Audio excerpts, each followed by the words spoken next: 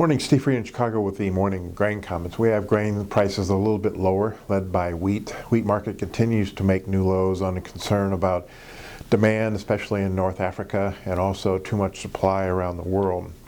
Pro Farmer came out with a 170 corn yield.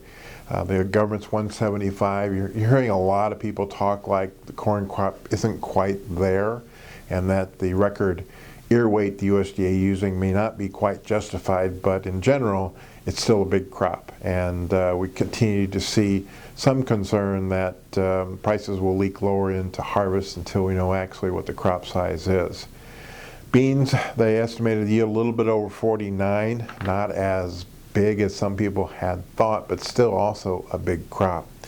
Also this week we get the annual U.S.-China soybean buying delegation visiting the U.S. They'll sign large contracts for shipments. This is kind of a face type thing. It doesn't really guarantee that they'll ship that many beans, but we have 17 million tons already on the books for next year and 4 million tons of beans that have yet been shipped from this year's sales.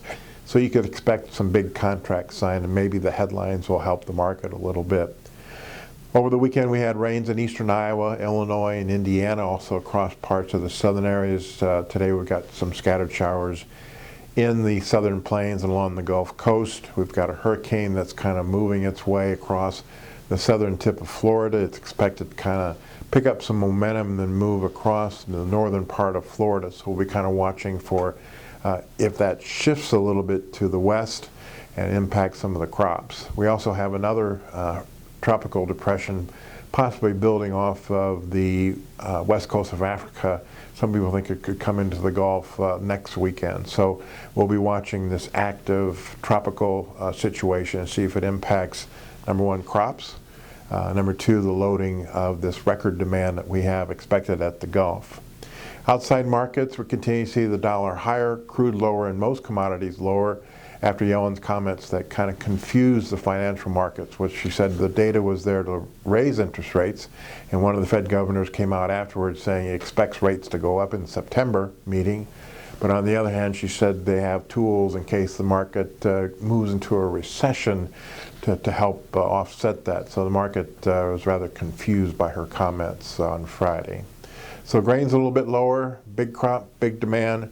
We're fishing for a bottom right now, and we'll just see where the funds want to take this market. On Friday, there were sellers of beans, meal, a lot of corn, and a lot of wheat. They continue to add to their short positions in corn and wheat as we go into the harvest.